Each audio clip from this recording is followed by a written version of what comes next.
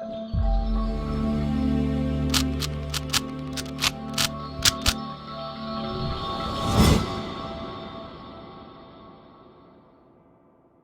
guys, welcome to Vibha Classes. I hope you like my videos. If you like my videos, please like, share and subscribe our channel. आज हम लोग एक और chapter Indian economics की one shot video लेकर आए हैं, पूरा चैप्टर साथ के साथ एनसीईआरटी के questions, which is very very important from the CBSE examination point of view. I try to cover all the topic as well as कि किस तरीके के क्वेश्चंस आपसे पूछे जा सकते हैं, किस तरीके के क्वेश्चन फ्रेम करे जा सकते हैं, सो दैट जब आप इस वीडियो को देखकर जाएं तो आपका कोई भी टॉपिक जो है वो छूटा हुआ ना हो. तो चलिए फटाफट से स्टार्ट करते हैं बिना देरी के. What is infrastructure?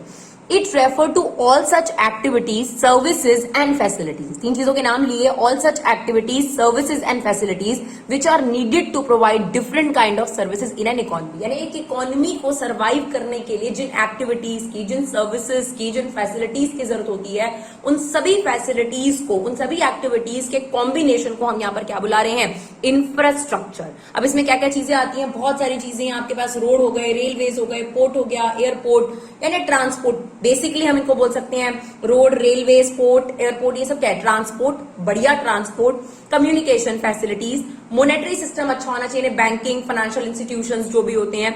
Education system आपका बहुत बढ़िया होना चाहिए. हेल्थ फैसिलिटीज, हॉस्पिटल्स वगैरह, चाहे वो प्राइमरी हेल्थ सेंटर्स हो, चाहे वो हॉस्पिटल्स हो बड़े बड़े, चाहे उससे भी बड़े बड़े आपके पास फैसिलिटीज हो हेल्थ सर्विसेज को लेकर, और सैनिटरी फैसिलिटीज. तो ये सारी जो सिस्टम है, ये सारी जो फैसिलिटीज हैं, ये सारी जो सर्विसेज हैं, इन कॉम्बिनेशन क्या कहलाती हैं? इंफ्रास्ट्रक्चर. तो अगर आपको इंफ्रास्ट्रक्चर की डेफिनेशन याद नहीं तो आप इन सब चीजों को भी मेंशन करते हैं, तो इसका मतलब आप इंफ्रास्ट्रक्चर के बारे में ही बात कर रहे हैं. तो infrastructure include transport, that means आपके पास road, railway, port, airport, dam, power station, education system, communication system, health system, hospitals, primary hospitals, sanitary system like clean waters facilities लोगों तक पहुंच पाए. इसके अलावा अगर आप बैंकिंग सिस्टम की बात करते हैं, जो कि आजकल बहुत ही ज्यादा जरूरी है किसी भी चीज को सर्वाइव करने के लिए, किसी बिजनेस को सर्वाइव करने के लिए, तो बैंकिंग सिस्टम. यानी इन सभी के कॉम्बिनेशन को क्या बोला जाता है? इंफ्रास्ट्रक्चर. अब इंफ्रास्ट्रक्चर को अकॉर्डिंग टू इट्स यूसेज दो कैटेगरीज में डिवाइड कर दिया गया है. इसीलिए बोला गया types and kinds of infrastructure, that is economic infrastructure और सोशल इंफ्रास्ट्रक्चर.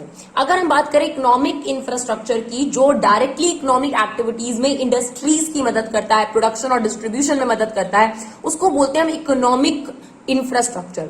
दूसरी तरफ अगर हम बोले कि क्वालिटी ऑफ लाइफ इंप्रूव करता है ह्यूमन बीइंग की, आपके इकोनॉमिक सिस्टम को इनडायरेक्टली सपोर्ट करता है, क्योंकि अगर अच्छे हेल्दी ह्यूमन बीइंग्स होंगे तो ऑब्वियस सी बात है आपके देश का कैपिटल स्टॉक बढ़ेगा, आपके देश में हेल्दी जो ह्यूमन रिसोर्स होगा वही इकोनॉमिक पार्ट को अच्छे तरीके से, अगर आप ट्रांसपोर्ट की बात करेंगे, उसे चलाने वाला इंसान है, अगर वो हेल्दी होगा तो ज्यादा अच्छे तरीके से चला पाएगा. बैंकिंग सिस्टम की बात करी जाए तो दिमाग की जरूरत है. तो वहां पर देखो कहीं ना कहीं आपके पास ह्यूमन फैक्टर्स इंपॉर्टेंट है किसी भी चीज को चलाने के लिए.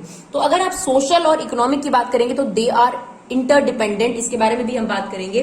तो इकोनॉमिक इंफ्रास्ट्रक्चर बेसिकली क्या करता है? Help to promote economic activities. ये डायरेक्टली बेनिफिट करता है प्रोडक्शन और डिस्ट्रीब्यूशन को. जैसे कि आप ट्रांसपोर्ट या बैंकिंग की बात करेंगे तो इकोनॉमिक इंफ्रास्ट्रक्चर के सबसे अच्छे एग्जाम्पल हैं रोड, रेलवेज, वाटरवेज. ये सब चीजों के बिना telecommunication, financial institution, electricity, water supply, ये सब आपके इकोनॉमिक इंफ्रास्ट्रक्चर के पार्ट है, क्योंकि इनके बिना इकोनॉमिक एक्टिविटीज नहीं हो सकती. तो directly benefit production and distribution, directly support economic system of a country.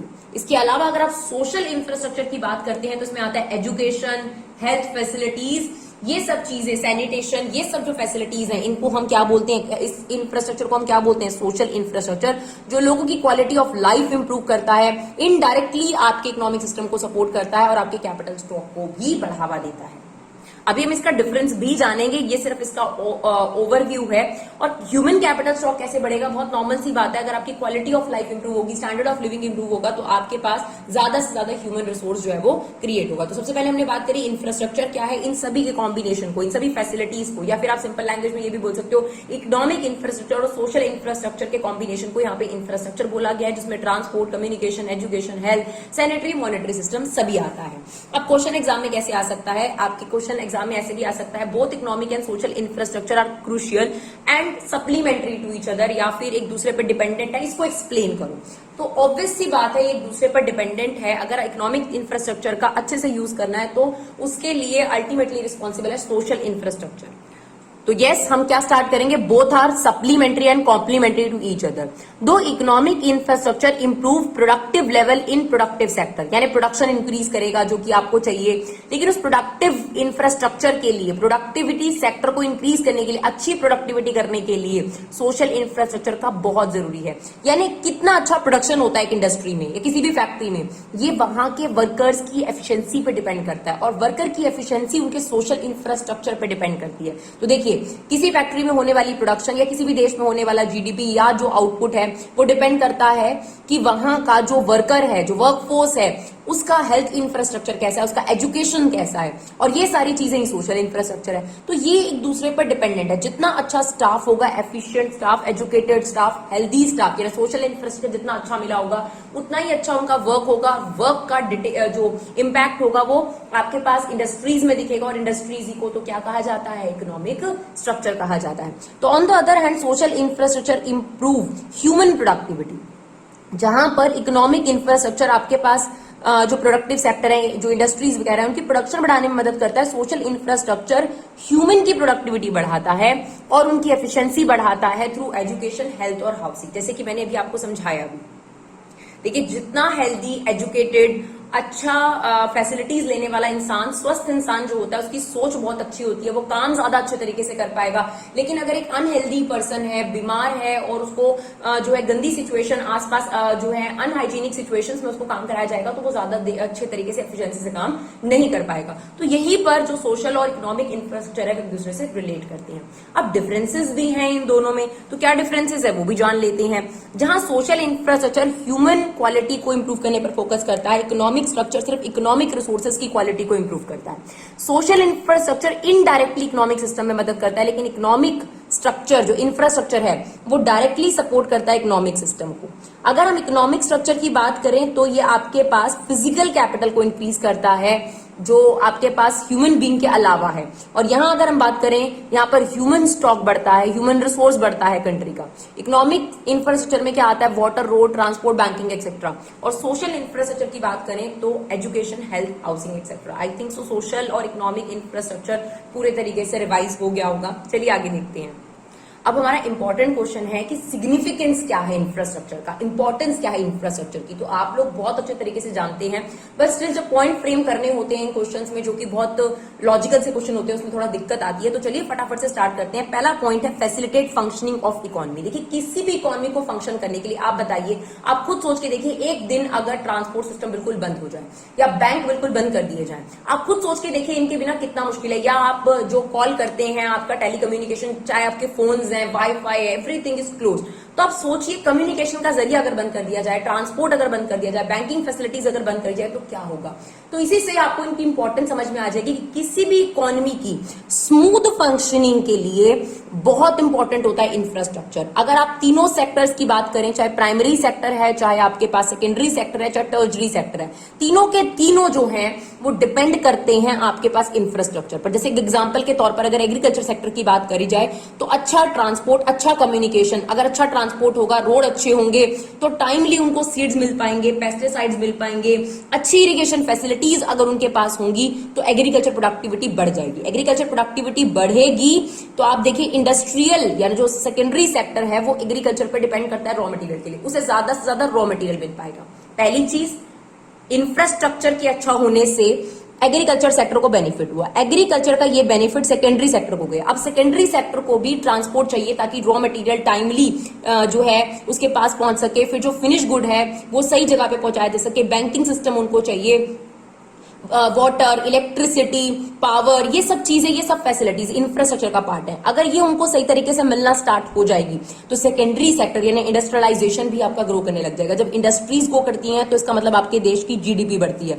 और बहुत नॉर्मल सी बात है, जो इंडस्ट्रियल सेक्टर है और जो एग्रीकल्चर सेक्टर है, यही सर्विस सेक्टर की डिमांड कर रहा है इनडायरेक्टली, ट्रांसपोर्ट, बैंकिंग वगैरह। यानी इन दो को अपनी एक्टिविटी करने के लिए ट्रांसपोर्ट, कम्युनिकेशन, बैंकिंग, इंश्योरेंस, इन सब चीजों की जरूरत है। That is what tertiary sector. अब ये तीनों सेक्टर आप देख सकते हैं इनडायरेक्टली और डायरेक्टली किस पे डिपेंड कर रहे हैं, इंफ्रास्ट्रक्चर ऑफ द इकोनॉमी, यानी इन तीनों की स्मूथ फंक्शनिंग किस पे डिपेंड करती है, उस देश के इंफ्रास्ट्रक्चर पे डिपेंड करती है। तो इसलिए पहला पॉइंट ये लिखा हुआ है, प्रॉपर और smooth functioning of any economy depends on the existence of good infrastructure facilities, whether it is agriculture sector, industrial sector और service sector, these sectors heavily depend on the infrastructure facility for their growth. अब आप बताइए industries को power अगर बिना cut के मिले, electricity, water और भी बहुत सारी फैसिलिटीज, ट्रांसपोर्ट, उनके जो मीन्स ऑफ ट्रांसपोर्ट है वो उनको इजीली अवेलेबल हो जाए, जिससे उनको रॉ मटेरियल को एक जगह से दूसरी जगह ले जाने में, फिनिश गुड को एक जगह से दूसरी जगह ले जाने में, warehousing, there are so many facilities, that is a part of infrastructure.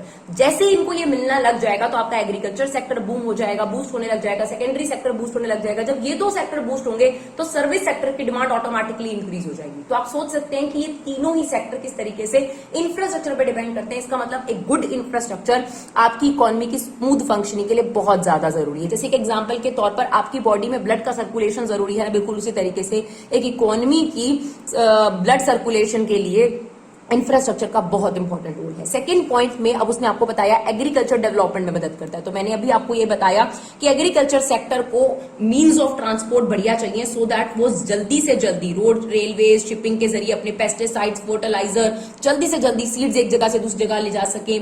इनको भी बैंकिंग और इंश्योरेंस की जरूरत है। बैंकिंग इसलिए ताकि इनको लोन अगर चाहिए हो तो इजी रेट पर इनको लोन मिल सके, क्योंकि सबसे बड़ी प्रॉब्लम एग्रीकल्चर सेक्टर में फाइनेंस की है।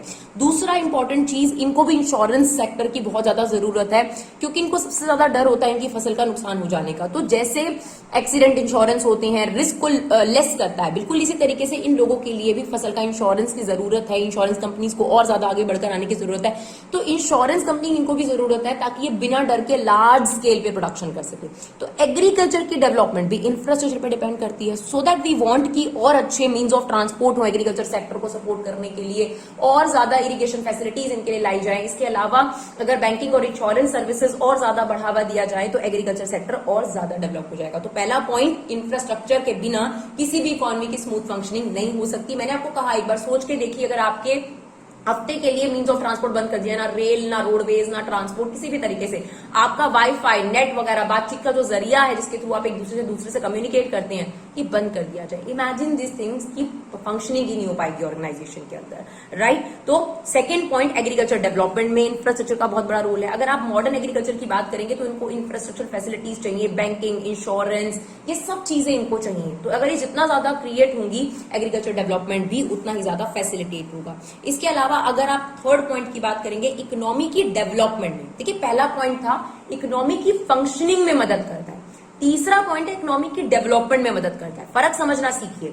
आपके पास और भी बहुत इंपॉर्टेंट बात यह है कि जरूरी नहीं है से आपसे पूछ ले कि क्वेश्चन में आपसे सिर्फ इंपॉर्टेंस पूछ ले।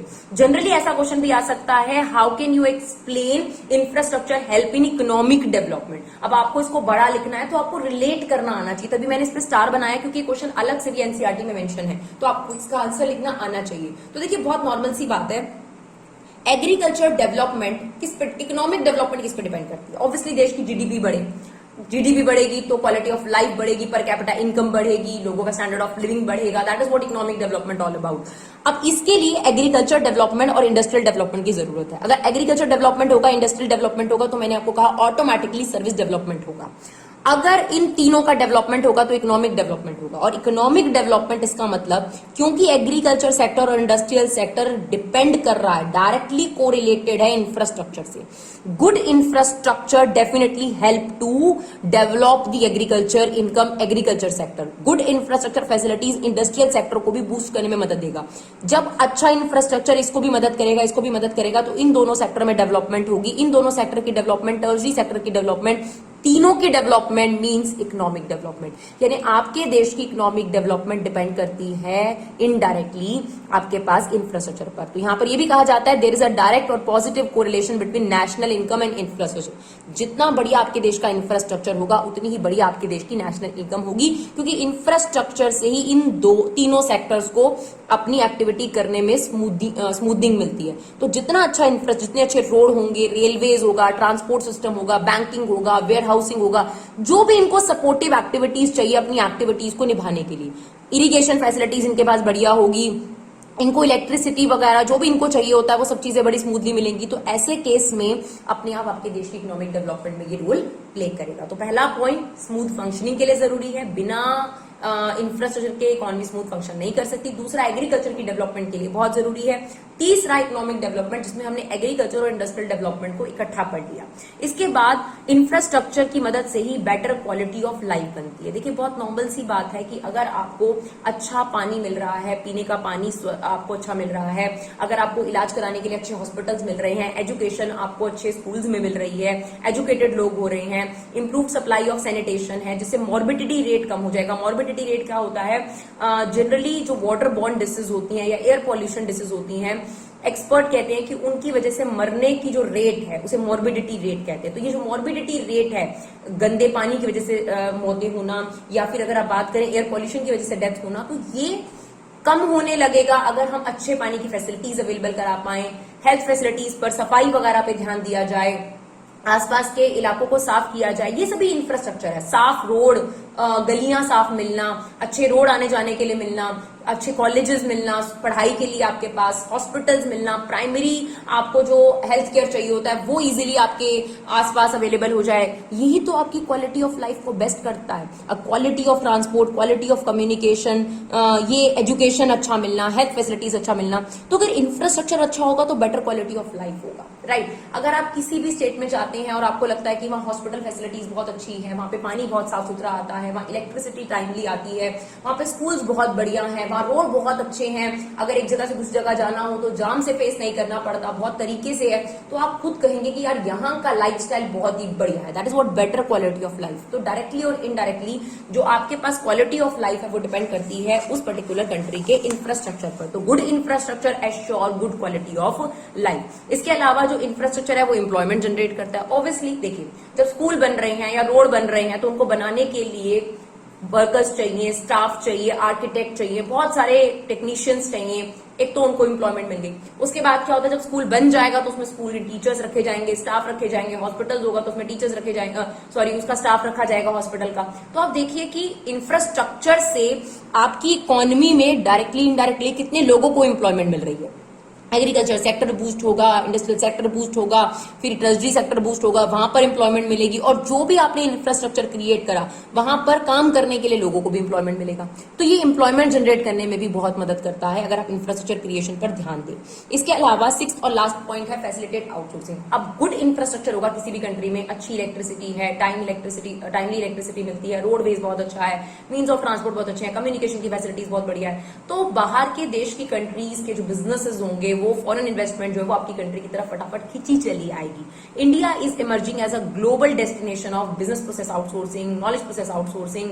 बिजनेस प्रोसेस होता है कि आपका बिजनेस यहाँ खोल लिया, मतलब उसके, और नॉलेज प्रोसेस आउटसोर्सिंग होता है कि यहाँ से आप नॉलेज सर्विस ले रहे हो। तो आपके पास जो आईटी सपोर्ट सिस्टम बहुत अच्छा है हमारा, तो बहुत नॉर्मल सी बात है कि अगर हमारे देश में इंफ्रास्ट्रक्चर फैसिलिटीज बढ़िया हो रही हैं तो उसी का नतीजा है कि जो बाहर के बीपीओज केपीओज हैं वो हमारे इंडिया की तरफ अट्रैक्ट हो रहे हैं। तो यहाँ पर इन नटशेल हमारे पास ये कंक्लूजन निकला कि अगर इंफ्रास्ट्रक्चर बहुत बढ़िया है तो आपके देश का इकोनॉमिक डेवलपमेंट, स्मूथ फंक्शनिंग उसी पर डिपेंड करता है। आपके देश के लोगों को फैसिलिटेट करेगा, उनकी क्वालिटी ऑफ लाइफ इंप्रूव करेगा, इंडस्ट्रीज को फैसिलिटेट करेगा, एग्रीकल्चर सेक्टर को मदद करेगा, इसके साथ साथ फॉरेन इन्वेस्टमेंट को भी अट्रैक्ट करेगा, इन्हें फॉरेन रिजर्व भी बढ़ेगा। तो देखिए इंफ्रास्ट्रक्चर का कितना इंपॉर्टेंट रोल है आपकी इकोनॉमी में। तो ध्यान दीजिए कि आपकी स्टेट में, आपकी कंट्री में इंफ्रास्ट्रक्चर डेवलपमेंट पर ज्यादा से ज्यादा गवर्नमेंट को ध्यान देना चाहिए, क्योंकि वही आपके देश को आगे बढ़ाने के लिए सबसे ज्यादा जरूरी है। इसके बाद अगर बात करी जाए रूरल इंफ्रास्ट्रक्चर की, पेपर में ऐसा क्वेश्चन भी आ सकता है, what is the state of rural infrastructure in India. देखिए शहरों में तो काफी इंप्रूवमेंट हो चुकी है, लेकिन रूरल एरियाज अभी भी, जहां पे 70% पॉपुलेशन अभी भी रहती है हमारी, वहां पर बहुत बुरी हालात है। तो उसी को आपको यहाँ पर बताया गया है। क्या चीज बताई गई है, कहता है कितनी टेक्निकल प्रोग्रेस हो गई है हमारी इकोनॉमी में, लेकिन रूरल वुमेन आज भी बायोफ्यूल्स, डंग फ्यूल और फायरवुड का इस्तेमाल करती हैं अपने घरों में जो है रोटी चूल्हा जलाने के लिए। तो ये एक बहुत ही जो है कंसर्न का जो है आप कह सकते हैं टॉपिक है कि अभी भी आज भी हमें बायोफ्यूल्स का इस्तेमाल करना पड़ रहा है। हमारी मेजर जो पॉपुलेशन है वो भी बायोफ्यूल्स का इस्तेमाल कर रही है, जिसकी वजह से बीमारियां भी बहुत फैलती हैं, एयर पॉल्यूशन भी होता है। इसके अलावा जो रूरल पीपल हैं उनको अभी भी लॉन्ग डिस्टेंस जो है ट्रेवल करना पड़ता है पानी लेने के लिए, बेसिक नीड्स उनकी नेसेसिटी पूरी नहीं होती। आज भी आपको कई शहरों के बारे में ये सच्चाई पता है, कई शहरों के बारे में बता रही हूँ। कई गाँव में तो ये ऑब्वियस है कि आपके पास दूर दूर तक पानी, जो पीने का पानी है वो भी अवेलेबल नहीं होता। उनको अपनी फ्यूल लेने के लिए, लकड़ियां लेने के लिए और भी चीजें लेने के लिए बहुत दूर दूर जाना पड़ता है। इसके अलावा अगर आप पानी टैप वाटर की बात करेंगे तो सिर्फ 24% लोगों को ही जो है टैप वाटर अवेलेबल है। इसके अलावा गंदगी बहुत है, सैनिटेशन की बहुत ज्यादा जो है कमी है। तो इम्प्रूव्ड सैनिटेशन यानी सफाई, उनके आसपास के एरिया की सफाई, साफ पानी, साफ हवा, साफ रहन सहन, ये बहुत ही कम है। ये बात हम बहुत अच्छे तरीके से जानते हैं। तो ये अभी भी हमारे लिए कंसर्न का विषय है कि इतना हमारा देश आगे बढ़ चुका है, अभी भी रूरल एरियाज में ये सब चीजें क्यों हैं। तो अभी भी बायोफ्यूल्स का इस्तेमाल करा जाता है, दूर दूर तक उनको अपने पानी के लिए, बेसिक नीड्स को पूरा करने के लिए दूर दूर तक लॉन्ग डिस्टेंस कवर करना पड़ता है। अभी भी उनके पास टैप वाटर सिर्फ 24% लोगों तक ही पहुंच पाता है और सिर्फ 20% लोगों तक ही इंप्रूव सैनिटेशन की जो फैसिलिटीज है वो पहुंच पा रही है।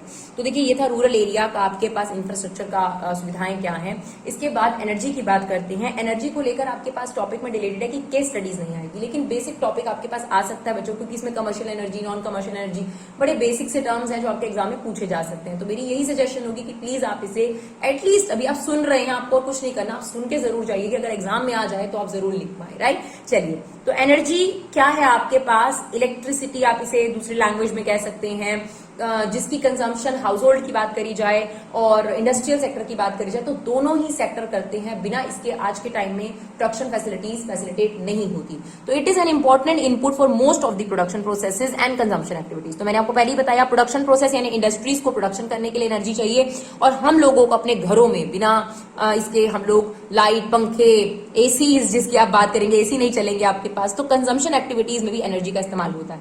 And there is a positive correlation between growth and demand of energy. Clear? तो अगर आपके पास एनर्जी प्रोडक्शन अच्छी हो जाए तो आपके देश की ग्रोथ भी बहुत बढ़िया हो सकती है, क्योंकि इंडस्ट्रियल सेक्टर इस पर डिपेंड करता है। तो अगर उनकी डिमांड टाइमली पूरी हो जाए तो ऐसे केस में जीडीपी भी आपके देश की बढ़ जाएगी, और जीडीपी मतलब ग्रोथ रेट का एक ना एक क्लू है जिसकी वजह से आपके देश का ग्रोथ रेट इंक्रीज हो जाएगा। अब एनर्जी को दो पार्ट्स में डिवाइड करा गया है। सबसे पहले कमर्शियल एनर्जी और नॉन कमर्शियल एनर्जी। तो कमर्शियल एनर्जी की बात करी जाए तो ये जनरली एग्जॉस्टेबल है, यानी फिनिश हो सकती है, और इसका मार्केट में प्राइस है, फिक्स प्राइस लिया जाता है। जैसे कि आपके पास जो कोल और ऑयल से जो आपकी इलेक्ट्रिसिटी वगैरह, ये सब कोल है, ऑयल है, इन सब चीजों के प्राइस फिक्स है और ये एग्जॉस्टेबल है, ये फिनिश हो सकते हैं आपके पास। तो कमर्शियल एनर्जी इन्हें कहा जाता है जिन्हें इंडस्ट्रियल पर्पज के लिए इस्तेमाल करा जाता है, कमर्शियल पर्पज के लिए इस्तेमाल करा जाता है, जिनका मार्केट भी है, जिनका पर्टिकुलर प्राइस भी है, जो एक टाइम बाद एग्जॉस्ट हो रहे हैं और होते जा रहे हैं। नॉन कमर्शियल सोर्स की बात करी जाए तो इसको पैसे देने नहीं पड़ते, जनरली फ्री है। जैसे कि फायरवुड, लकड़ी जलाकर जो आग जलाई जाती है, एग्रीकल्चर वेस्ट वगैरह हो गया आपके पास, जनरली इन चीजों का इस्तेमाल डोमेस्टिक पर्पज के लिए किया जाता है, राइट। तो ये आपके पास है कमर्शियल एनर्जी और नॉन कमर्शियल एनर्जी, और ये रिन्यूएबल भी है, जनरली रिन्यूएबल है, और ये एग्जॉस्टेबल है। तो ये एग्जॉस्टेबल है, ये रिन्यूएबल है, इनका प्राइस है, ये जनरली आपको फ्री मिलता है, ये आपको इंडस्ट्रियल पर्पज के लिए इस्तेमाल करने को देखने को मिलेगा, और ये डोमेस्टिक पर्पज के लिए इस्तेमाल किया जाता है। इसी तरीके से अगर सोर्स की बात करें, देखिए कमर्शियल ये है एनर्जी के टाइप, ठीक है। एक है बिजनेस एनर्जी, एक है डोमेस्टिक एनर्जी, आप इसे ऐसे बोल सकते हैं। बिजनेस में इस्तेमाल होने वाली एनर्जी, एक घरों में इस्तेमाल होने वाली, तो ये एनर्जी है। अगला जो मैं बात कर रही हूँ वो सोर्स की बात कर रही हूँ कि जो एनर्जी है इसको कहां से ये चीज मिल सकती है, ठीक है ना। सोर्स क्या होगा? तो कन्वेंशनल सोर्स भी है, नॉन कन्वेंशनल सोर्स भी है, तो ये दोनों एनर्जी हैं। अब इन एनर्जी के लिए कौन से सोर्स का इस्तेमाल होता है वो देखते हैं। तो कन्वेंशनल सोर्स का मतलब होता है वो सोर्स जो नॉन रिन्यूएबल है, जैसे कोल और ऑयल, ये नॉन रिन्यूएबल है, एग्जॉस्टेबल है। ये जो सोर्स है ना, ये आपके पास कमर्शियल एनर्जी में भी यूज होते हैं, नॉन कमर्शियल एनर्जी में भी यूज होते हैं, यानी इनका इस्तेमाल घरों में भी किया जाता है और इंडस्ट्रीज में भी किया जाता है, राइट। यानी डोमेस्टिक एंड इंडस्ट्रियल दोनों पर्पज के लिए किया जाता है। क्लियर मेरी बात? ऊपर है commercial energy, non commercial energy, और ये सोर्स कहां से लिया जाता है, ये लिमिटेड है क्वांटिटी में, और ये एटमॉस्फेयर को पॉल्यूट करते हैं, एनवायरमेंट को पॉल्यूट करते हैं। बात करें non conventional source of energy के, तो ये रिन्यूएबल है, solar, wind energy, biogas, tidal power, ये सब आपके पास non conventional source of energy है। इनमें लेकिन पैसा काफी इन्वॉल्व होता है, पर ये अबंडेंट क्वांटिटी में है, और सबसे अच्छी बात है ये पॉल्यूशन बिल्कुल नहीं फैलाती, इको फ्रेंडली है। तो ये है आपके पास एनर्जी के क्लासिफिकेशन। इसके अलावा हम आपको एक और बता दें, प्राइमरी सोर्स ऑफ एनर्जी और secondary source of energy. Primary source of energy है that is a gift of God, जिसमें आपको ट्रांसफॉर्मेशन करने की जरूरत नहीं है बिफोर यूजिंग, जैसे कि कोल, पेट्रोलियम, गैस, इन्हें बोला जाता है प्राइमरी सोर्स ऑफ एनर्जी, जिन्हें हम डायरेक्टली यूज करते हैं because as a gift of nature. लेकिन अगर हम सेकेंडरी सोर्स की बात करें तो उनमें ट्रांसफॉर्मेशन किया जाता है, जैसे कोल से इलेक्ट्रिसिटी प्रोड्यूस करी जाती है। तो electricity is a secondary form of energy produced from a primary source of energy, उनको बोलते हैं आपके पास सेकेंडरी सोर्स ऑफ एनर्जी। अब हम बात करते हैं how was the consumption pattern of energy changed over the year, किस तरीके से एनर्जी पैटर्न बदल चुका है। तो अगर हम कमर्शियल एनर्जी की बात करी जाए तो उसको 74% इस्तेमाल किया जाता है। अभी हमने पढ़ा कमर्शियल एनर्जी जो कि लिमिटेड है, एग्जॉस्टिबल है, उसका 74% इस्तेमाल करा जाता है, और उसमें कोल का सबसे ज्यादा पार्ट इस्तेमाल करा जाता है 54%। जबकि हम नॉन कमर्शियल एनर्जी की अगर बात करें, जैसे कि हमने wind energy, solar energy, biogas, tidal power का इस्तेमाल की बात करी, उसका सिर्फ 26% ही हम इस्तेमाल करते हैं। जबकि इसका इस्तेमाल हमें बढ़ाना चाहिए क्योंकि as an tropical country India के पास अनलिमिटेड पोटेंशियल है। अगर हम बात करें वाटर को हम जो है हाइड्रो इलेक्ट्रिसिटी का इस्तेमाल कर डैम्स वगैरह बनाकर, यानी हम geothermal energy, biogas, tidal power, इनका काफी अच्छा इस्तेमाल कर सकते हैं, क्योंकि हमारे यहाँ पर जो एनर्जी की रिक्वायरमेंट है और कंपैरेटिवली जितनी पावर जनरेशन होती है वो काफी कम है, तो हमारी जो डिमांड है वो इनकम्प्लीट रहती है। तो अगर हम ज्यादा रिलायंस करेंगे इन रिन्यूएबल रिसोर्सेज पर तो आप ज्यादा अच्छा इकोनॉमिक, सोशल और एनवायरमेंटल बेनिफिट अपनी कंट्री को प्रोवाइड कर सकेंगे और इन क्राइसिस से भी हट सकेंगे। तो पेपर में क्वेश्चन भी आ सकता है कि energy crisis can be overcome with the use of renewable source of energy, explain. तो definitely India has an potential कि India solar energy, wind energy, इन सब चीजों का इस्तेमाल कर अपने देश में जो आपके पास एनर्जी क्राइसिस है उसको कहीं ना कहीं कम कर सकती है। और अगर आपके एनर्जी क्राइसिस जो है कम हो जाएंगे इन सब रिन्यूएबल सोर्स का इस्तेमाल कर तो आप काफी हद तक अपने देश में हर तरीके की इकोनॉमिक, सोशल डेवलपमेंट को देख सकेंगे। तो आपके पास non commercial source of energy का ज्यादा इस्तेमाल करने की जरूरत है। इसके अलावा हम सेक्टोरल पैटर्न की बात करें तो हाउस होल्ड सेक्टर्स ने जो है कंजम्पशन बढ़ा दी है, 10% से 23% जो है एनर्जी का इस्तेमाल करता है house hold sector. Agriculture sector ने भी इंक्रीज कर दिया है 10 से 18%। इंडस्ट्रियल सेक्टर ने भी इंक्रीज कर दिया है 40 से 44%। तो आप देखेंगे सबसे ज्यादा हाउस होल्ड सेक्टर ने 13% जो है वो कंजम्पशन जो है इलेक्ट्रिसिटी की इंक्रीज कर दी है। सिर्फ ट्रांसपोर्ट सेक्टर है जिसने 44% से 2% जो है वो एनर्जी का इस्तेमाल कम कर दिया है। तो ये बात याद रखिएगा कि अगर ये जो एनर्जी क्राइसिस हम फेस कर रहे हैं, अगर हम अपना Reliance non commercial source of energy पे बढ़ा दें तो शायद हम इस प्रॉब्लम से ओवरकम कर सकते हैं। चलिए फटाफट से देखते हैं पावर और इलेक्ट्रिसिटी के सोर्स क्या क्या हैं। तो thermal power, hydro electricity power और न्यूक्लियर और एटॉमिक पावर, ये तीन सोर्स हैं आपके पास पावर और इलेक्ट्रिसिटी के। यहाँ पर आपके पास थर्मल पावर जो है that is power generated out of coal, oil और नेचुरल गैस। ज्यादातर जो इलेक्ट्रिसिटी हमारी देश में अवेलेबल है 82% वो थर्मल पावर से ही आपके पास अवेलेबल है। हाइड्रो इलेक्ट्रिक पावर यानी पानी जो बहता हुआ तेज पानी है रिवर का या फिर हाई डैम बनाकर जो इलेक्ट्रिसिटी प्रोड्यूस करी जाती है उसको बोलते हैं हाइड्रो इलेक्ट्रिक पावर। तो that is coal power, that is water power, एक तरीके से तेज फास्ट पावर से इस्तेमाल करना। ये अभी हमारे देश में सिर्फ 8.5% इस्तेमाल करा जाता है, इसका इस्तेमाल बढ़ाने की जरूरत है। Atomic power, that power generated from uranium, thorium and plutonium, इसका 2.5% जो है हमारे देश में इस्तेमाल करा जाता है। अगर आप इंडिया की पॉलिसी की बात करें कि इंडिया में इलेक्ट्रिसिटी को लेकर क्या पॉलिसी है, तो India use hydel and wind energy, क्योंकि ये जो रिसोर्सेज हैं इनसे आपके पास जो फॉसिल फ्यूल है और जो कार्बन एमिशंस है वो कम से कम होता है, राइट। तो हमारे यहाँ जो source of energy, source of powers हैं वो ये तीन पावर्स का इस्तेमाल हमारे देश में किया जाता है। अब हमारे देश में जो पावर्स, जो प्रॉब्लम्स हैं, जो चैलेंजेस हैं, वो क्या फेस करे जा रहे हैं पावर्स को लेकर। तो सबसे पहला प्रॉब्लम है इनएडुक्वेट इलेक्ट्रिसिटी जनरेशन। देखिए ध्यान से सुनिएगा, इनएडुक्वेट इलेक्ट्रिसिटी जनरेशन। डिमांड जितनी है, चाहे आप हाउस होल्ड सेक्टर की बात करें, चाहे आप इंडस्ट्रियल सेक्टर की बात करें, जितनी डिमांड है इलेक्ट्रिसिटी उसके कंपैरिजन में बहुत ही कम प्रोड्यूस करी जाती है।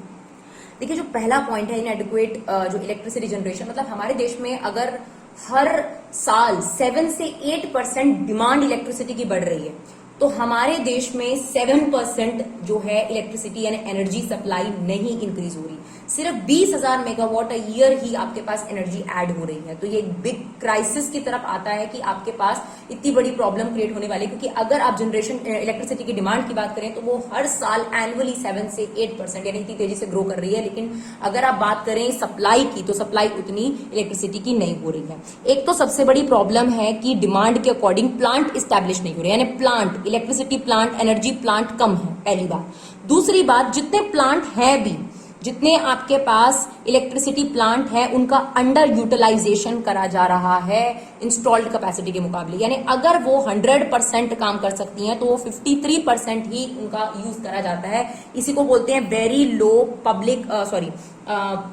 Plant load factor. तो जो प्लांट लोड फैक्टर है वो एक रेशो होता है कि कितना आप मैक्सिमम जनरेट कर रहे हैं power out of the available आपके पास जो होगा। तो आप जो है सिर्फ 53 पॉइंट, आप कह सकते हैं 54% आप इलेक्ट्रिसिटी जनरेट कर रहे हैं आउट ऑफ उसकी जो इंस्टॉल्ड कैपेसिटी है वो 100%। तो पहला पॉइंट ये है कि प्लांट आप कम लगा रहे हैं, जितनी प्लांट्स की जरूरत है, इलेक्ट्रिसिटी प्लांट की जरूरत है, तो इनएडुक्वेट आपके पास प्लांट है।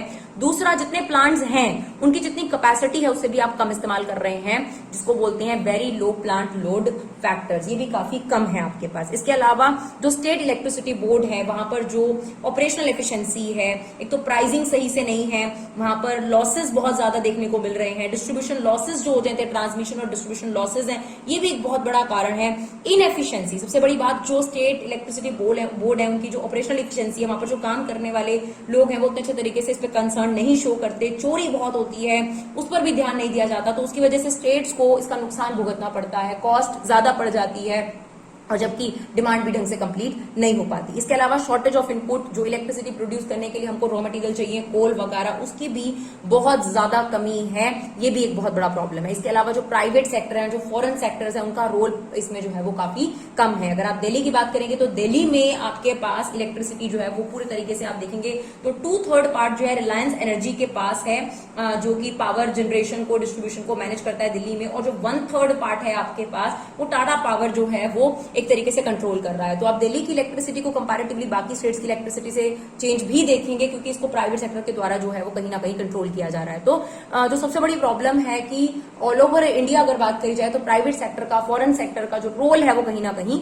कम है। और चौथा जो लास्ट रीजन है वो पब्लिक का कॉपरेशन भी बहुत कम है, चोरी में और जो प्राइजेस देने हैं उन सब चीजों में, इलेक्ट्रिसिटी का जो बिल बनता है, इलेक्ट्रिसिटी की चोरी में कहीं ना कहीं ये बहुत बड़ा रोल हो जाता है कि गवर्नमेंट के पास सही से फंडिंग नहीं जा पाती, तो गवर्नमेंट आपको फैसिलिटीज भी कहां से देगी। तो आपको ये बहुत जरूरी है कि आप उनको सही समय पर पेमेंट कर सकें, चोरी वगैरह ना करें, तो ये बहुत ज्यादा जरूरी है। तो ये सारी जो प्रॉब्लम्स हैं ये फेस करने को मिल रही हैं अगर आप बात करेंगे इलेक्ट्रिसिटी सेक्टर में। एक तो इनएडुक्वेट इलेक्ट्रिसिटी है, इन्हें प्लांट कम है डिमांड के मुकाबले, 7 और 8% की जो ग्रोथ रेट है उसको डील नहीं कर पा रही है, इतनी डिमांड इलेक्ट्रिसिटी की, इतनी सप्लाई इलेक्ट्रिसिटी क्या प्रोड्यूस नहीं कर रही। दूसरा, जितने इलेक्ट्रिसिटी प्लांट है उनका पीएलएफ बहुत लो है, क्योंकि आप उतना मैक्सिमम उसको इस्तेमाल नहीं कर रहे जितनी उसकी इंस्टॉल कैपेसिटी है। स्टेट बोर्ड में जो ऑपरेशनल एफिशिएंसी है वो बहुत कम है, वहां पर जो स्टाफ काम करता है वो ढंग से काम नहीं करता, मैनेजमेंट अच्छी नहीं है, प्राइसिंग को लेकर काफी दिक्कत रहती है, चोरी होती है, उस पर ध्यान नहीं दिया जाता ज्यादा, इनपुट तो वैसे ही कम है हमारे पास, प्राइवेट सेक्टर का कम रोल है। जैसे हमने दिल्ली का आपको एग्जांपल दिया, दिल्ली में आपके पास आप देखेंगे तो 2/3 रिलायंस और 1/3 जो है टाटा पावर ने कंट्रोल कर रखा है। Lack of public operation, public भी सपोर्टिव कम रहती है, क्योंकि चोरी वगैरह इन सब चीजों में रोल जो होता है वो पब्लिक का ही होता है। तो ये सब चीजें ना करी जाए तो शायद हमारे देश में पावर प्राइसेस को थोड़ा सा इंप्रूव किया जा सके। अब ये तो हमने पढ़ लिया कि प्रॉब्लम्स क्या है, अब इसके मेजर्स भी पता होना चाहिए। तो अगर आपके पास क्वेश्चन आता है तो आपके पास प्रॉब्लम के साथ साथ आपको सोल्यूशन भी मेंशन करने चाहिए। तो सबसे जरूरी तो है कि हमें अपना पीएलएफ जो है इंप्रूव करना चाहिए। देखिए, आप नए प्लांट इस्टेब्लिश करें उसमें तो काफी पैसा लगेगा, लेकिन जो प्लांट इस्टेब्लिश्ड है, अगर उनकी कैपेसिटी है 100 आपके पास इलेक्ट्रिसिटी प्रोड्यूस कर रहे हैं और आप सिर्फ 54 इलेक्ट्रिसिटी प्रोड्यूस कर रहे हैं तो गलत है ना। अगर वो 100% इलेक्ट्रिसिटी प्रोड्यूस करें, गो फॉर द मैक्सिमम। तो सबसे पहले तो हमारा जो पीएलएफ है, that is plant load factor, जिसमें ये मतलब होता है कि कितना परसेंट आप इलेक्ट्रिसिटी अभी प्रोड्यूस कर रहे हैं आउट ऑफ द अवेलेबल, तो वो इंप्रूव करने की जरूरत है। इसके अलावा जो सेकंड पार्ट है, ट्रांसमिशन और डिस्ट्रीब्यूशन लॉसेज होते हैं जो स्टेट बोर्ड्स में, उनको इंप्रूव करने की जरूरत है। उसके लिए क्या किया जा सकता है, इलेक्ट्रिक मीटर लगाए जा सकते हैं, प्रॉपर लोड मैनेजमेंट जो है मैनेजर रखे जाएं जो इन चीजों का ध्यान रखें, किस तरीके से लोड ज्यादा लिया जा रहा है जहां पर उस हिसाब से उनको ज्यादा बिल प्रोवाइड करा जाए, कंडक्टर का जो साइज है उसको सही से सेलेक्ट करा जाए, यानी टेक्निकल पार्ट पे भी ध्यान दिया जाए, राइट, टेक्निकल पार्ट पे ध्यान दिया जाए, जो कि सबसे ज्यादा जरूरी है इस चीज को इंप्रूव करने के लिए ट्रांसमिशन और डिस्ट्रीब्यूशन लॉसेज में, कि जब इलेक्ट्रिसिटी जाती है जिस पॉइंट पर प्रोवाइड करी जाती है, तारे टूट जाना, उस दौरान इलेक्ट्रिसिटी की वेस्टेज होना, ये सब चीजों को रोकना बहुत ज्यादा जरूरी है, क्योंकि हमारे पास वो चीज कम क्वांटिटी में। देखिए, अगर आपके पास जो भी चीज अबंडेंट है उसका तो इस्तेमाल आप अलग अलग तरीके से कर सकते हैं, लेकिन जो पहले से लिमिटेड है उसका इस्तेमाल बहुत सोच समझ के वाइजली करने की जरूरत है। तो हमें जो अवेलेबल प्लांट है उनका पीएलएफ बढ़ाने की जरूरत है, उनकी यूसेज बढ़ाने की जरूरत है, दूसरा, जो ट्रांसमिशन और डिस्ट्रीब्यूशन के दौरान लॉस होता है उसको हटाने के लिए हमें इलेक्ट्रिक मीटर का इस्तेमाल करना चाहिए, प्रॉपर मैनेजमेंट का इस्तेमाल करना चाहिए, कंडक्टर का साइज इंप्रूव होना चाहिए, प्राइवेट सेक्टर के रोल को थोड़ा बढ़ावा देना चाहिए, और सबसे जरूरी पावर की चोरी पर बहुत ज्यादा ध्यान देने की जरूरत है, यानी उनको पनिश करने की जरूरत है जो पावर चोरी करते हैं। इसके अलावा अब क्या है कि आपका जो इंस्टॉल्ड कैपेसिटी है उसको इंप्रूव किया जाए, यानी और नए नए प्लांट्स एस्टैब्लिश करे जाए, क्योंकि डिमांड बढ़ रही है लेकिन सप्लाई उतनी ज्यादा नहीं है। यूज करा लोगों को एनकरेज करा जाए कि, और खुद गवर्नमेंट को भी स्टेप्स लेने चाहिए कि जो रिन्यूएबल सोर्स है, जैसे कि अभी हमने आपको बताया कि पावर क्राइसिस से निपटने का एक अच्छा पॉइंट ये भी है कि आप रिन्यूएबल सोर्सेज का इस्तेमाल करना जो है वो कहीं ना कहीं इस्तेमाल करना बढ़ा। जैसे कि अभी आपने देखा होगा रिसेंटली इलेक्ट्रिक जो है स्कूटीज वगैरह का इस्तेमाल होने लग गया है कंपैरेटिवली, अगर आप पेट्रोल और इन सब चीजों की बात करें, सो दैट कि आप रिन्यूएबल सोर्स की तरफ ज्यादा आ जाए। कई जगह पर सोलर एनर्जी का बहुत ज्यादा इस्तेमाल करा जाता है, विंड एनर्जी का इस्तेमाल करा जाता है कई इंडस्ट्रीज में, तो ये एनकरेजमेंट और ज्यादा बढ़ने की जरूरत है। इसके अलावा हमें टेक्नोलॉजिकल इनोवेशंस की और ज्यादा जरूरत है, किस तरीके से हम अपनी पावर को जो जनरेट करते हैं उसको सेव कर सके, वेस्टेज रोक सकें उसकी ज्यादा से ज्यादा। कोशिश करें कि हाइड्रो पोटेंशियल का इस्तेमाल करें, यानी जो वाटर से इस्तेमाल होने वाली इलेक्ट्रिसिटी है, पावर है, उसका ज्यादा इस्तेमाल करा जाए, उसे और जगह पे बनाया जाए। जैसे कि आप पंजाब वगैरह में तो जानते हैं हाइड्रो इलेक्ट्रिसिटी प्रोड्यूस करी जाती है डैम्स वगैरह से, और भी जगह हमें जरूरत है कि हाइड्रो पोटेंशियल का इस्तेमाल करा जाए। पब्लिक इन्वेस्टमेंट यानी गवर्नमेंट का इन्वेस्टमेंट भी इसमें और ज्यादा करने की जरूरत है, यानी और नए नए प्लांट स्टैब्लिश करने की जरूरत है, सो दैट हम अपने देश के पावर क्राइसिस को कम कर सकें। इसके अलावा रिसर्च एंड डेवलपमेंट एफर्ट की जरूरत है कि किस तरीके से और कौन से रिसोर्सेज हैं जिनका इस्तेमाल हमारे देश में, वो रिसोर्सेज अवेलेबल हैं, अबंडेंट है हमारा देश रिसोर्सेज से, तो किन रिसोर्सेज का इस्तेमाल करा जाए ताकि हम रिन्यूएबल रिसोर्सेज, ज्यादा से ज्यादा रिन्यूएबल रिसोर्स का इस्तेमाल कर सकें। और इस बात की भी रिसर्च करी जानी चाहिए कि नॉन रिन्यूएबल जो रिसोर्स हैं, जो एग्जॉस्टेबल हैं, उनको कम ऑप्टिमली कैसे इस्तेमाल करा जाए। तो ये R&D डिपार्टमेंट यानी रिसर्च एंड डेवलपमेंट भी बहुत ज्यादा जरूरी है। तो ये आपके पास मेजर्स हैं जिसके थ्रू आप इन क्राइसिस को इंप्रूव कर सकते हैं। अब बात करें हेल्थ सेक्टर की, तो हेल्थ के क्या फीचर्स हैं हमारी कंट्री की, तो सेकंड लार्जेस्ट पॉपुलेटेड कंट्री है हमारे देश को, सेकंड लार्जेस्ट पॉपुलेटेड कंट्री कहा जाता है। लेकिन हेल्थ की अगर बात करी जाए तो एक बहुत बड़ा कंसर्न है हमारे देश में, क्योंकि यहाँ पर फिर से भी बात आती है, मेजर पॉपुलेशन जो है वो रूरल एरियाज में रहती है, और वहां पर अगर आप बात करें बड़े बड़े हॉस्पिटल्स, बड़े बड़े स्कूल्स बहुत कम है, ये बात हम बहुत अच्छे तरीके से जानते हैं। तो health of great majority of people far from satisfactory, ज्यादातर लोगों की हेल्थ फैसिलिटीज अच्छी नहीं है। आप शहरों की बात करेंगे तो आपको हर 2-4 किलोमीटर में छोटे छोटे हॉस्पिटल्स नजर आ जाएंगे, लेकिन ऐसा गवर्नमेंट रूरल एरियाज में नहीं है, क्योंकि वहां पर पैसा इतना आसानी से नहीं मिलेगा उन लोगों को, प्राइवेट सेक्टर्स को, तो वहां पर वो स्टैब्लिश नहीं होते। गवर्नमेंट के भी अगर हॉस्पिटल्स वगैरह हैं तो थोड़ा दूर जाना पड़ता है, लॉन्ग डिस्टेंस उनको कवर करना पड़ता है, स्कूल के लिए भी, कॉलेजेस के लिए भी, हॉस्पिटल्स के लिए भी। तो ये बहुत बड़ा कंसर्न है। तो क्या फीचर्स हैं, पूरा पढ़ते हैं इसके बारे में। तो कहते हैं कि हमारे देश में सिर्फ 4.8% ही देश की GDP का हेल्थ पे खर्च किया जाता है, जो कि बहुत बड़ी ध्यान देने वाली बात है। ओनली 4.8%। अगर आप बाकी कंट्रीज की बात करेंगे तो इससे कई ज्यादा जो है आपकी GDP का, जो आपकी देश की नेशनल इनकम होती है, उसका कहीं ज्यादा पार्ट हेल्थ इंफ्रास्ट्रक्चर पे खर्च करा जाता है। कोविड के बाद तो लोगों को ये महसूस होने लगा है कि हेल्थ इंफ्रास्ट्रक्चर कितना ज्यादा जरूरी है, चाहे वो हॉस्पिटल्स की बात करें, चाहे वो प्राइमरी हेल्थ केयर की बात करें, कि हॉस्पिटल्स का होना बहुत ज्यादा जरूरी है। तो अब तो ये रेशो इंक्रीज होनी बहुत ज्यादा जरूरी है। तो आप देखिए, just 4.8% of GDP is use for our health expenditure. इसके अलावा अगर इंडिया की बात करी जाए तो global burden disease, global burden disease क्या होते हैं? It is an indicator used by expert to measure the number of people dying prematurely, यानी समय से पहले डेथ हो जाना इस डिसीज के कारण, कुछ बीमारियों के कारण, जैसे कि अभी आपने देखा कोविड भी रहा, प्रीमेच्योरली लोगों की डेथ हो गई, टाइम भी नहीं है, कोई और बीमारी भी नहीं है, स्वस्थ एकदम, और एकदम कोविड हुआ और डेथ हो गया।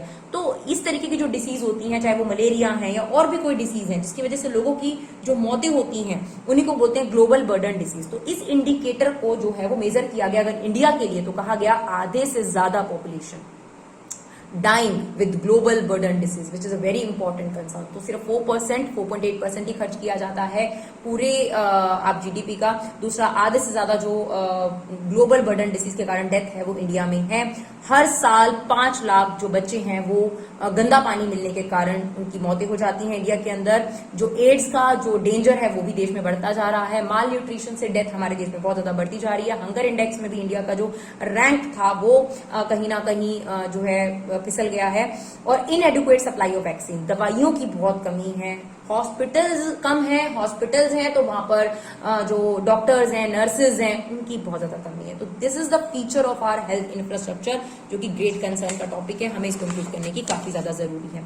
अब बात करी जाए कि हमारे देश में हेल्थ इंफ्रास्ट्रक्चर का 3 टायर सिस्टम क्या है, तो 3 पार्ट्स में इसको डिवाइड करा गया है। Primary health centres, secondary health centres and tertiary health centres. Primary health centres मतलब जहां छोटा मोटा इलाज आपका हो जाएगा। विलेजेस में छोटे छोटे जो गांव होते हैं, स्मॉल टाउन होते हैं, उनमें जनरली प्राइमरी हेल्थ सेंटर्स ही होते हैं। तो ये बेसिक सेटअप, बेसिक चेकअप आपका करके बेसिक दवाइयां वगैरह आपको प्रोवाइड कर सकते हैं, लेकिन सर्जरी वगैरह यहाँ पर पॉसिबल नहीं है। तो इससे हाईएस्ट लेवल आपके पास आता है सेकेंडरी हेल्थ सेंटर, जिसमें हॉस्पिटल्स आते हैं, जिसमें बेटर फैसिलिटीज होंगी सर्जरी वगैरह की, कार्डियो वगैरह की। इनको बोलते हैं हम सेकेंडरी हेल्थ सेंटर्स। ये जनरली डिस्ट्रिक्ट्स वगैरह में आपको लोकेटेड मिलेंगे। और अगर आप बात करेंगे टर्शरी हेल्थ सेंटर्स, जिसमें काफी एडवांस हॉस्पिटल्स होते हैं, जिनमें काफी एडवांस इक्विपमेंट्स, मशीन्स वगैरह होंगी, मेडिसिन आपको काफी बड़े लेवल पे मिल जाएंगी। जैसे दिल्ली का एम्स है आपके पास, और चंडीगढ़ में पोस्ट ग्रेजुएट इंस्टीट्यूट्स हैं। ये कुछ एग्जांपल हैं टर्शरी हेल्थ सेंटर्स के, जहां पर आपको सभी तरीके की फैसिलिटीज मिलती हैं। जनरली कुछ मेजर सिटीज में सेंटर्ड हैं, मतलब ये हर जगह आपको हर डिस्ट्रिक्ट में देखने को नहीं मिलते। तो ये 3 tier system of health infrastructure हमारे देश में इस्तेमाल करा जाता है, पीएचसीज, एचएससीज और टीएचसीज, यानी primary health centre, secondary health centres and tertiary health centres. चलिए और क्या क्वेश्चंस आ सकते हैं हमारे पास। In spite of the increase in public health expenditure, Indian health system is ailing system in itself defend. इस तरीके का क्वेश्चन भी आ सकता है कि पब्लिक एक्सपेंडिचर खर्च हुआ, यानी हेल्थ इंफ्रास्ट्रक्चर और क्रिएट हुआ, बट फिर भी वो सेटिस्फैक्टरी नहीं है, काफी वीक है। तो उसको डिफेंड करने के लिए आपको कुछ पॉइंट्स बताने हैं। तो यस, हेल्थ सिस्टम अनडाउटफुली इंप्रूव्ड, कोई दो राय नहीं है कि इंप्रूव हुआ है, लेकिन उसका जो पेस है, जिस तेजी से इसको इंक्रीज होना चाहिए, जिस पेस से हेल्थ सिस्टम को इंक्रीज होना चाहिए, वो पेस काफी स्लो है। और इसको सपोर्ट करते हुए कुछ पॉइंट है। सबसे इंपॉर्टेंट पॉइंट तो हेल्थ इंफ्रास्ट्रक्चर के लिए सिर्फ 4.8% जीडीपी का खर्च करा जाता है, विच is very low. Urban rural divide, जहां आपके देश की 70% पॉपुलेशन रहती है, वहां पर हेल्थ फैसिलिटी पूरे देश की सिर्फ 20% है। यानी आप सोच के देखिए कि 70% पॉपुलेशन के लिए 20% फैसिलिटी और 30% पॉपुलेशन के लिए बाकी की 70% फैसिलिटीज है। कितना बड़ा अर्बन रूरल डिवाइड है। तो ये बहुत ही बड़ा कंसर्न है। रूरल एरियाज में भी हेल्थ फैसिलिटीज को इंक्रीज करने की बहुत ज्यादा जरूरत है। इसके अलावा अगर हम बात करें, वुमेन चाइल्ड हेल्थ इश्यूज बहुत ही ज्यादा हैं। इन्फेंट और मैटरनल मोर्टेलिटी रेट हमें पता है कि इंक्रीज हो रही है। इसके अलावा मैन पावर, जो आपके पास प्राइमरी हेल्थ सेंटर्स है वो कम है। उसके अलावा वहां वैक्सीन की बहुत कमी है। वैक्सीन के अलावा जितने हॉस्पिटल्स हैं वहां मैन पावर यानी स्टाफ की बहुत ज्यादा कमी है। तो इनएडिक्वेट vaccine and man power, poor sanitation facilities, ये सबसे बड़ा कंसर्न है हेल्थ सेक्टर की पर्सपेक्टिव से। और माल न्यूट्रिशन, यानी मैंने अभी भी आपको बताया कि हंगर इंडेक्स में हमारा जो रैंक है वो काफी जो है कम हो गया है। हंगर इंडेक्स में हम लोग बढ़ चुके हैं। तो माल न्यूट्रिशन के कारण जो डेथ होती है बच्चों की, ये लोगों की, वो बढ़ती जा रही है, जो कि काफी बड़ा कंसर्न है हमारे लिए, जिसको सुधारने की काफी ज्यादा जरूरत है। खास तौर पर विमेन हेल्थ पर भी आपके पास क्वेश्चन आ सकता है कि women health become a matter of great concern, explain. तो आपको पता है चाइल्ड सेक्स रेशियो डिक्रीज हो रही है, लेकिन अगर आप अभी का जो नया डेटा देखेंगे उसमें इसको इंप्रूवमेंट में नजर आपको दिखेगा, विच is a good thing. Around 3 lakh girls जो हैं, जिनकी 15 साल से भी कम जो है उम्र है, उनकी शादी नहीं होती, इवन वो 1 से ज्यादा बच्चों को जन्म भी दे चुकी होती हैं। तो ये उनकी हेल्थ को डायरेक्टली और इनडायरेक्टली बहुत ज्यादा हार्म करता है। 19% मैटरनल डेथ हो जाती है, यानी माँ बनने के दौरान ही उनकी डेथ हो जाती है, इसी वजह से, क्योंकि 15 साल से कम की आयु की वो होती हैं, कई वजहों से। इसके अलावा जितनी भी विमेन्स हैं जो इस तरीके से आपके पास डेथ होती हैं, इसके अलावा उन लोगों के शरीर में न्यूट्रिशनल डेफिशिएंसी बहुत ही ज्यादा, देखिए more than 50% of our country ऐसी विमेन्स हैं जिनकी न्यूट्रिशनल डेफिशिएंसी बहुत ज्यादा है, जिसकी वजह से उन लोगों को बहुत सारी बीमारियां रहती हैं। इसके अलावा अबॉर्शन भी एक बहुत बड़ा इशू है वुमेन हेल्थ के पर्सपेक्टिव से। तो ये वुमेन हेल्थ पे भी अलग से आपके पास क्वेश्चन आ सकता है। चाइल्ड सेक्स रेशियो इंक्रीज हो रही है, 3 लाख से ज्यादा वुमेन जो है वो 1 से ज्यादा बच्चों को जन्म दे देती है 15 साल से कम की उम्र में। मैटरनल डेथ का रेट काफी है। न्यूट्रिशनल डेफिशिएंसी वुमेन्स में बहुत ज्यादा है। अबॉर्शन का जो रेट है ये भी एक बहुत बड़ा कंसर्न है, जिसे इंप्रूव करने की जरूरत है। स्ट्रिक्ट रूल्स इस पर लाने चाहिए, जो कि ऑलरेडी है, लेकिन और ज्यादा स्ट्रिक्ट रूल लाने की जरूरत है। तो अब हमने काफी सारी प्रॉब्लम्स देख ली अपने हेल्थ केयर में, पर अभी ये मेजर्स देना बहुत जरूरी होता है कि किस तरीके से इसको इफेक्टिव किया जा सकता है। तो सबसे जरूरी तो ये है इसकी एक्सेसिबिलिटी बढ़ाना। एक्सेसिबिलिटी तभी बढ़ सकती है कि ज्यादा से ज्यादा हेल्थ इंफ्रास्ट्रक्चर क्रिएट करे जाए, यानी और ज्यादा रूरल एरियाज में आपके पास स्कूल, कॉलेजेस जो हैं, हेल्थ के लिए हॉस्पिटल्स, प्राइमरी हेल्थ सेंटर्स, इनको खोला जाना चाहिए। तो और ज्यादा प्राइमरी हेल्थ सेंटर्स जो हैं खोले जाएं, 2-2 किलोमीटर, 1-1 किलोमीटर की दूरी पर, जो कि बहुत ज्यादा दूर, उनको 10-10 किलोमीटर दूर जाना पड़ता है, जो कि बहुत बिग प्रॉब्लम है, जिसकी वजह से काफी लोग तो अपनी जान भी गंवा देती हैं। तो सबसे जरूरी तो असेसिबिलिटी बढ़नी चाहिए। वो तभी होगा जब प्रॉक्सिमिटी बढ़ेगी, यानी कम एरिया के अंदर ही उनको ये सब चीजें, हॉस्पिटल फैसिलिटीज मिलना स्टार्ट होंगे, प्राइमरी हेल्थ सेंटर्स मिलना स्टार्ट होंगे। दूसरा अफोर्डेबिलिटी। अब पता चले कि रूरल एरियाज में खुल तो रहे हैं लेकिन प्राइवेट हॉस्पिटल्स खुल रहे हैं या जो उनकी फीसिस हैं वो बहुत ज्यादा है, तो सबसे जरूरी है अफोर्डेबल भी होना चाहिए। छोटे मोटे इलाज तो चलिए गवर्नमेंट फ्री कर देती है, जो बड़ी बड़ी सर्जरीज होती हैं उनके लिए दिक्कत नहीं आनी चाहिए उनको। तो सबसे पहली बात तो असेसिबिलिटी होनी चाहिए, नजदीक होना चाहिए। दूसरा, नजदीक होने के साथ साथ उनकी कॉस्ट के अंदर भी आना चाहिए, उनकी पॉकेट के अंदर भी पॉकेट फ्रेंडली होना चाहिए। इसके अलावा जो सबसे जरूरी है, पब्लिक हेल्थ सर्विसेज को डिसेंट्रलाइज करना जरूरी है, यानी स्टेट्स अपने अपने कंट्रोल में ले लें रादर देन से सेंट्रल पार्ट में रखा जाए।